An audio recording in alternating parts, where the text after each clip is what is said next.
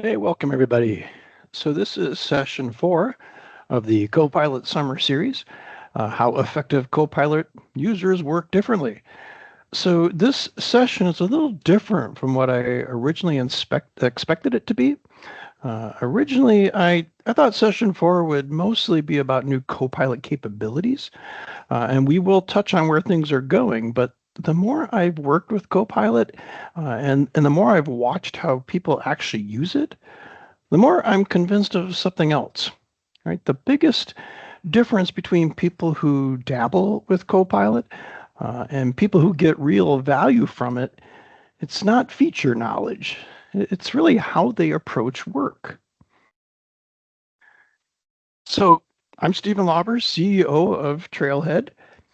And through this series, we've been trying to keep the conversation really around Copilot practical. Not hype, not theory, not a deep technical class. The goal is to help business leaders understand, where Copilot fits, how to use it responsibly, and how to get practical value from it without losing control. So here's where we are in the series, right? Session 1 was about understanding Copilot. Session 2 is about using Copilot responsibly. Session 3 was about, these everyday workflows and where Copilot starts to help in normal work. Today is session 4, and today is about something deeper. How effective Copilot users work differently. And then in session 5, we'll build on this and talk about expanding use over time, including agents, Copilot co-work, reusable context, and scaling adoption. So far, we've built the foundation, right? Copilot works inside Microsoft 365, and Copilot might reveal things about your environment, especially around access and sharing and information structure. So guardrails matter because they create confidence.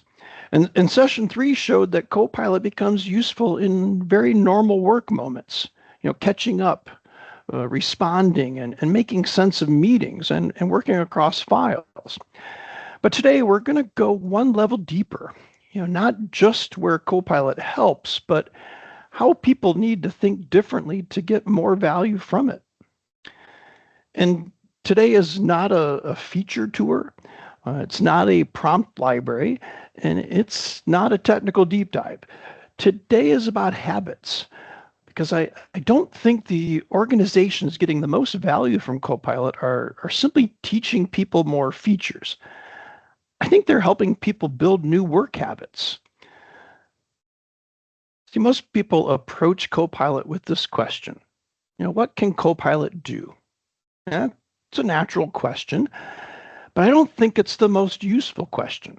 I think the better question is how should I work differently now that Copilot exists? And that's the shift today. We're not trying to memorize every feature. We're trying to understand the habits that make Copilot useful. Think about where you are today. Maybe you mostly ask Copilot questions, or maybe you use it to draft email or summarize meetings. Maybe you just use it to help prepare for decisions, or maybe you're starting to think about repeatable processes. There's no wrong answer. The point is that there are levels of maturity here, and the way you move forward is not just by learning more buttons, it's by learning better habits. So before we get into the demos, I want to show you something. Most Copilot training focuses on features and how to generate a document, how to summarize a meeting, how to write an email. And those things are useful, but after working with Copilot and watching how people use it, I've noticed a pattern. The people getting the most value aren't necessarily the people who know the most features. They're the people who have changed the way they work. Most users ask questions. Effective users delegate work. Most users focus on completing tasks, but effective users focus on achieving outcomes. And most users will solve today's problems, but effective users are going to improve systems and processes. And most users accept the first answer. But effective users, they keep refining until they get something really useful, right? Everything we're going to talk about today lives on the right side of this slide because today's session isn't about Copilot features. It's about developing better habits for working alongside it. So today we'll look at 4 different mindset shifts. First, just stop doing and start delegating. Then second, think in outcomes, not tasks. Third, build systems, not shortcuts. And then finally, treat every output as a draft. And as we go through these, I want you to notice something. They're not really Copilot features. They are ways of working. So let's start with this first mindset shift. And I think this might be the biggest one. Most people approach Copilot, like this, like, hey, I have work to do. Let me use Copilot to help me do it. But people who start getting real value from Copilot, they approach it a little differently. They think, hey, I've got work to do, but what part of this can I delegate first? And that might sound like a small shift, but it isn't. Because the moment you stop treating Copilot like a tool that helps you type and start treating it like, something you can hand work to, your role changes. You stop being the person creating everything from scratch, and you become the person directing and reviewing, challenging and improving their work. So let's jump into Copilot here. So let me change my screens one moment. And we've got Copilot here. So we're going to start with a simple business example. So imagine a leadership team, they've asked for a short briefing on AI adoption. Not a technical report, not a 20-page research paper, just something practical that will help the leaders understand, where the opportunities are, what concerns they should be thinking about, what risks, might need attention, and what the next step should be. This is the kind of thing that can easily turn into a blank page problem, because most people will open up Word and maybe start with a few bullets, move some things around. Maybe they'll rewrite the opening, and they'll get stuck on the structure. And eventually, after a while, they'll get to something usable. But I want to show you a different way to approach it. So we've got a prompt. Let me grab this and put this into Copilot. So just a second. I'll grab that and pop it in here. Okay. So I'm going to ask Copilot to create a one-page executive briefing on AI adoption for business leaders, which include key opportunities, common concerns, potential risks, recommended next steps, and keep the tone executive focused, practical, and concise, and avoid technical jargon. So notice what I'm not doing. I'm not writing, I'm not outlining, I'm not staring at a blank page trying to figure out where to start. I'm handing off the first draft. And that's the key. The value here is not that Copilot magically creates the perfect executive briefing, and it won't, never will. The value is that I don't have to start from zero. Now I have something to review. And as this comes back, don't focus on whether this is perfect. That's not the point of this demo. The point is that we now have structure. We have a first pass at some opportunities. We have concerns, we have risks, and we have next steps. And that means, the work has moved from create something to evaluate something. And this is where I think a lot of people misunderstand Copilot. They stop here. They ask Copilot to generate something, and then they decide if they like it or not. But that's not where the best value is. The better move is to keep working with it. So let's challenge this a little bit more. I want to do something more useful than just rewriting this. I want to challenge the thinking behind it. So I've got another prompt. Let's grab this. We're going to challenge this draft a little bit. So we paste this in. Okay, what important assumptions are being made in this briefing? So now we're having a very different kind of conversation. We're no longer asking Copilot to create content. We're asking it to challenge the assumptions behind the content. That's a much more valuable place to be. Because in business, the problem usually isn't that the document isn't polished enough. The problem is that the thinking may not be complete enough. And this helps me see what might be hiding, underneath the recommendation. So now let's look at it from maybe a different angle. I mean, if this briefing were going to a leadership team, not everyone on that team would care about the same things. A CEO might care about direction, and an operations leader might care about process. And a CFO is probably going to care about things like cost and risk measurement and return. And so let's ask Copilot to look at it through that lens. Bear with me again a second while I grab this prompt. Okay, let's try this. So what concerns would a CFO likely raise after reading this briefing? And this is really one of my favorite ways to use Copilot. I can ask it to look at the same material from another stakeholder's perspective. Instead of me trying to think of every objection, I can ask, what would a CFO care about? What would an attorney care about? What would an operations leader care about? That doesn't mean that Copilot is right about everything, but it gives me a better starting point for thinking through the decision. So now let's take this one step further.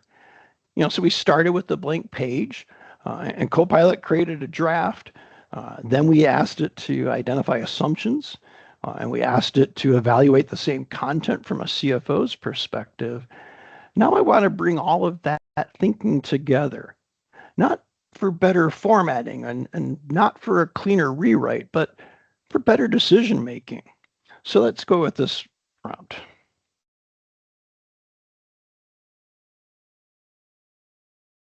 Okay. Based on the opportunities, the assumptions, and CFO concerns that we've identified, what are the three most important recommendations for leadership?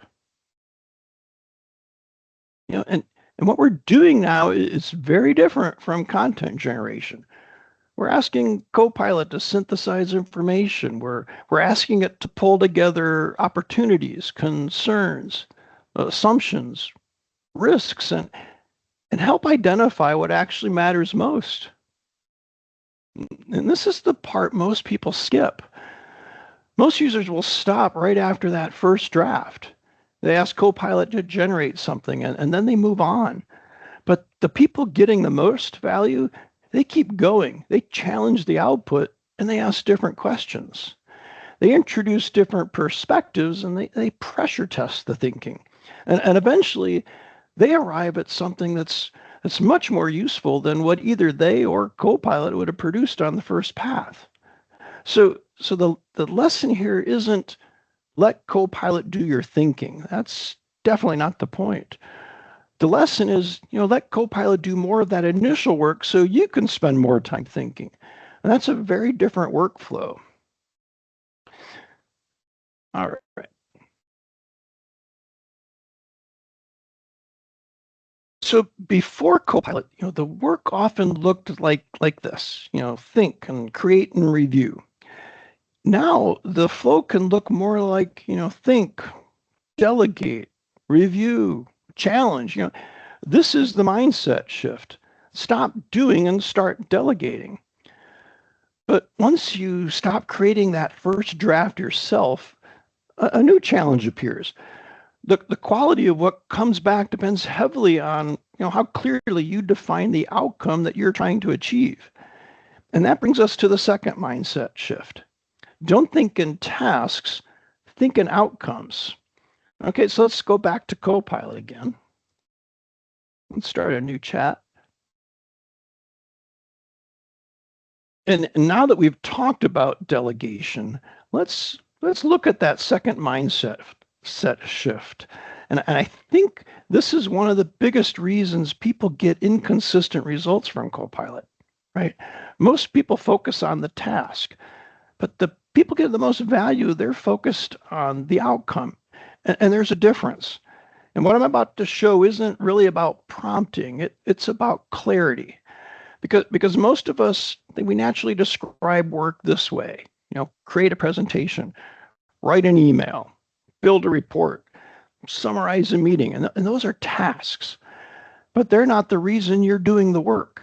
Behind every task is an outcome. Okay, so let's start with a prompt like this. All right.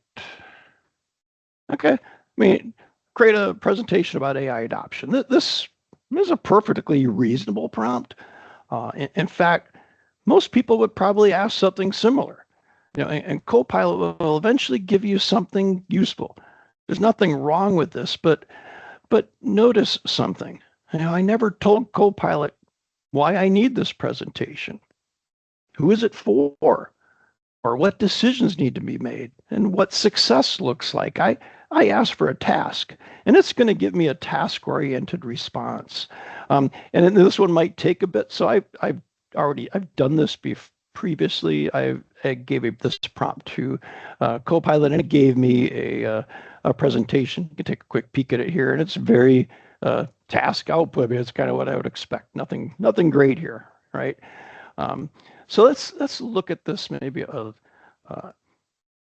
little differently. Let's take a different approach, right? So instead of describing the deliverable, I want to try giving it, the outcome. So let's describe the outcome. Let me get another prompt, and we'll try this again. Here we go. Apologize. It's taking me a minute to grab these. Okay. Let's paste this prompt in. Say, I need to help a leadership team understand the opportunities and risks of AI adoption. The goal is to help them make an informed decision about where to begin. So create a presentation outline that highlights business opportunities, addresses common concerns, identifies risks that require attention, recommends 3 practical next steps, and assume the audience is executive leadership and wants practical, non-technical guidance. So notice how little I'm talking about slides, right? I'm not telling Copilot how many slides to create, what colors to use, what titles to include. Instead, I'm describing the result I'm trying to achieve. And what you'll usually notice is that the structure becomes more meaningful, because the prompt now includes a goal, an audience, a decision, and a desired outcome. The conversation is much more focused. And I think this is where a lot of people get stuck. You see, they assume better results come from longer prompts, and sometimes that's true, but more often better results come from clearer outcomes. The real question isn't, what do I want Copilot to create? The better question is, what am I trying to accomplish? And then let's refine this a bit. So let's try another prompt with the same task here. We'll paste this in. Okay, what important leadership concerns have not been addressed in this outline? And again, notice what we're doing. We're not generating more content. We're improving the value of the outcome. Because in the real world, nobody gets rewarded for creating a presentation, right? People get rewarded for helping leaders make better decisions. And here's another refinement we can try.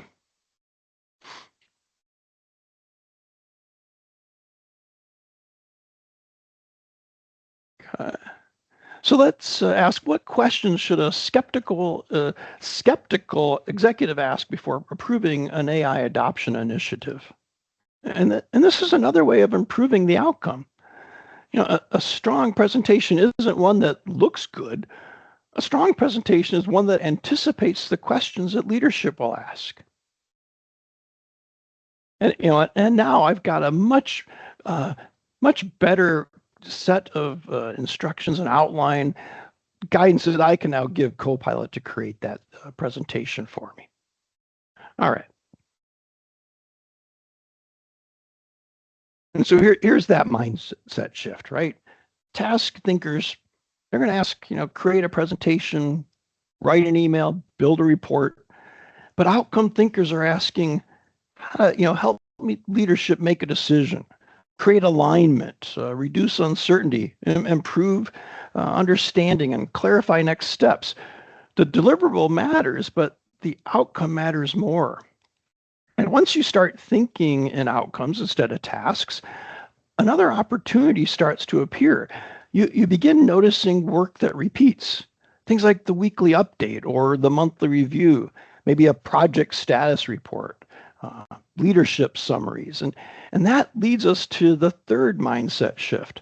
Stop building shortcuts and start building systems. And that's where I think many people, they leave value on the table.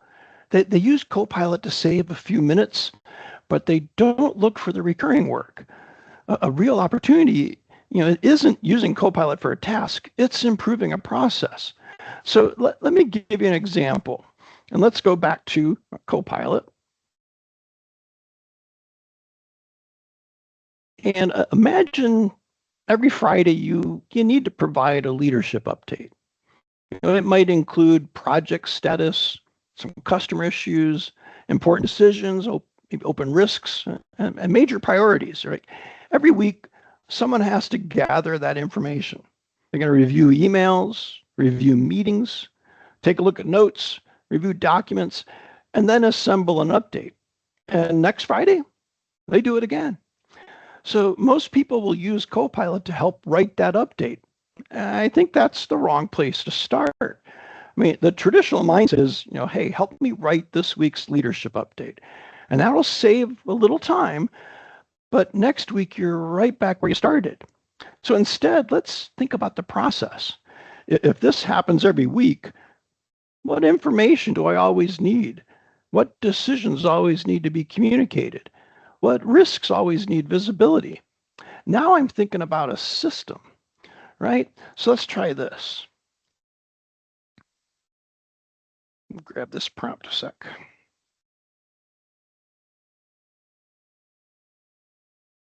Okay. All right. So I'm going to give Copilot this task. I provide a weekly leadership update every Friday. Help me create a repeatable framework that captures major accomplishments, decisions made, open risks, upcoming priorities, items requiring leadership attention, and design this as a reusable structure that can be used every week. And notice I'm not asking Copilot to create the update.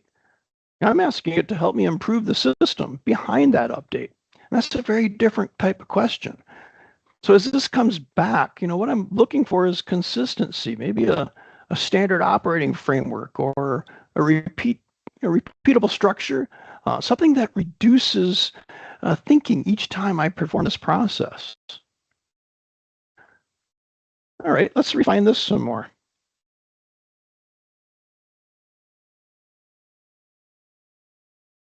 All right, what information should leaders consistently review each week to identify problems before they become larger issues? So now we're making the system smarter, right? We're not creating this week's report. We're improving every future report.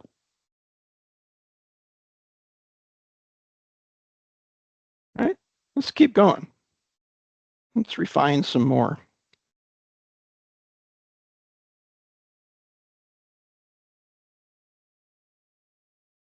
What common leadership blind spots are not currently captured in this framework?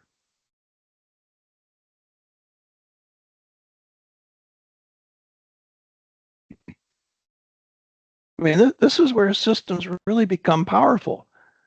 Good systems don't just help you repeat work. They help you perform the work better. I mean, the framework evolves, the process improves, and then the questions become better. See, most people think, how can Copilot help me do this task faster? But the people getting the most value, they often ask, how can Copilot help me improve a process that I do repeatedly? See, that's a different mindset and usually a much bigger payoff.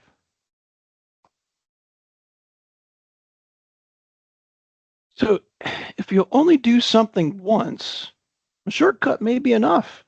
But if you do something every week or every month or every quarter, it's worth stepping back and asking, should I be optimizing the task or should I be improving the system? Depending on the tools and capabilities available in your environment, there are ways to automate parts of this process even further. Um, Things like scheduled prompts, recurring workflows, and agents can all support this kind of work.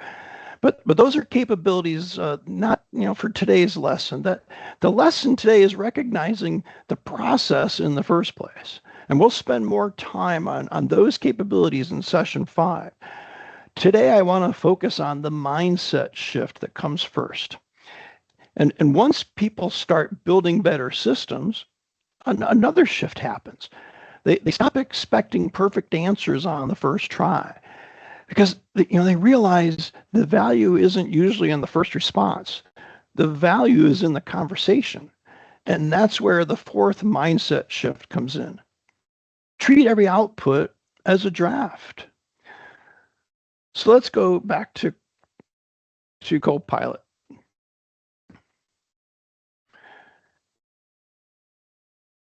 I'll look at this last mindset shift. And honestly, I think this is where many people accidentally limit the value they get from Copilot.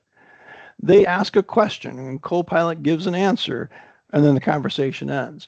The problem isn't that the first response is, rarely where the biggest value lives. Most of the time, the first response is simply the starting point. People getting the most value from Copilot, they don't stop at that first answer. They use the first answer as the beginning of a conversation. So let's imagine we have a document. Maybe it's a strategic plan, uh, customer proposal. It could be a process document, something important. And so I'm going to have a document that I'm going to drop into Copilot here. And most people would ask Copilot to summarize that. So let's do that. We'll start there. And there's nothing wrong with this. I mean, in fact, understanding what a document says is often the first step. But understanding what it says and understanding whether it's good are two very different things. We'll let that churn on this a moment.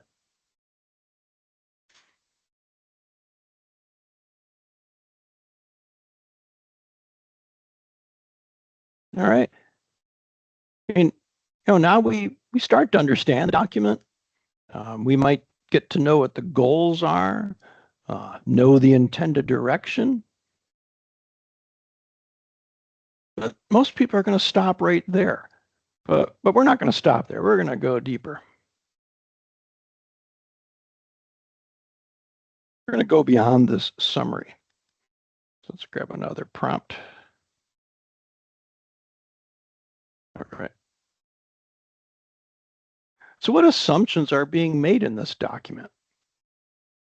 All right, we're going to move beyond just summarization. We're going to start to examine the quality of the thinking. We're asking, what has to be true for this plan to actually work? That's a much more interesting business conversation. And as these assumptions start showing up, notice what we're doing. We're identifying things that may never have been explicitly stated by the author, but they're often driving the success or failure of the entire effort. Okay, couple more. Let's go even deeper. So what risks, blind spots, or unanswered questions have not been addressed? And again, notice the progression. Right? We're no longer asking what's in the document, we're now asking what's missing. That's very different level of analysis. This is where Copilot can become a very useful review partner, not because it's always right, but because it will often surface perspectives or gaps that deserve further thought. Right? Let's keep going. Let's try this. So if this plan fails, what would likely be the reason? And this is really one of my favorite types of questions to give Copilot, not because I'm expecting failure, but because imagining failure often reveals weaknesses that we haven't considered yet. Sometimes the fastest way to, path to improving a plan, it's asking what would cause this thing to break? I mean, now we're getting something much closer to strategic thinking than just content creation. We're stress testing the idea. We're pressure testing the assumptions. And we're evaluating the chances of success. And then, all right, let's do one more.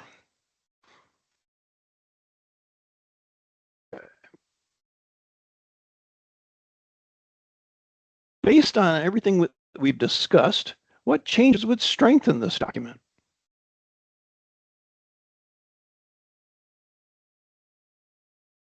And look at the journey that we've taken. We started with what's in this document. Then we moved to what assumptions are being made, then what's missing and what could cause this to fail. And then finally, how do we make it better? And this is where I think many people underutilize Copilot. They see it as a content generation tool only, but some of the biggest value comes when you start using it to challenge, to refine, and improve ideas.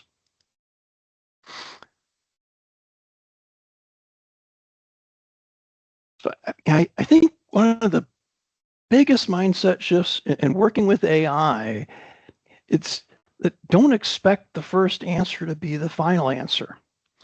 Expect the first answer to give you something to work with.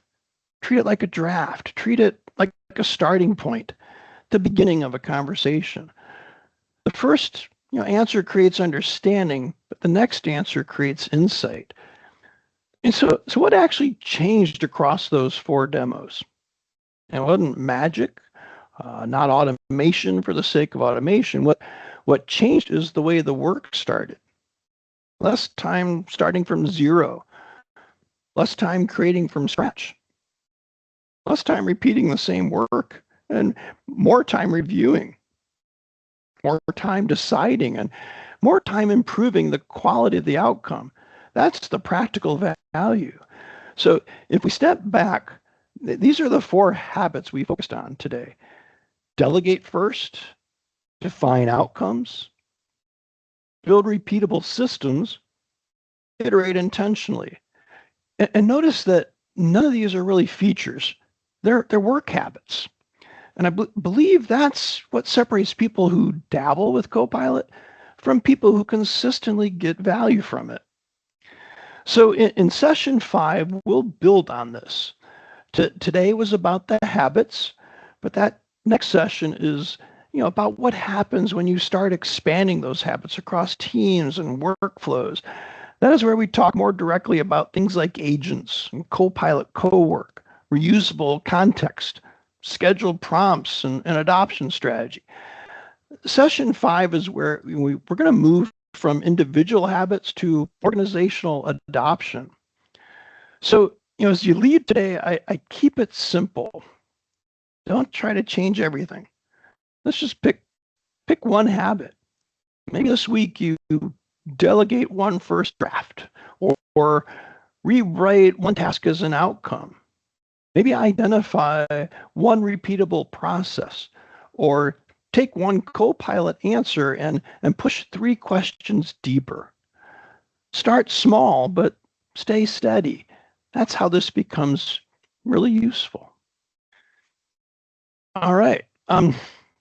I mean, if you want to continue the conversation here, look forward to maybe registering for session 5 in this Copilot series. That's coming up August 27th. The previous sessions, they're always available on demand. These resources are available on the Copilot Summer Series page.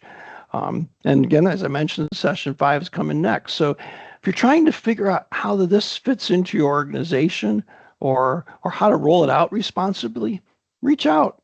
That's exactly the kind of conversation we're helping teams work through. So again, I appreciate your time. Thanks for joining me today. Look forward to seeing you on session 5 of the Copilot Summer Series. And in the meantime, go out and make it a great rest of your day.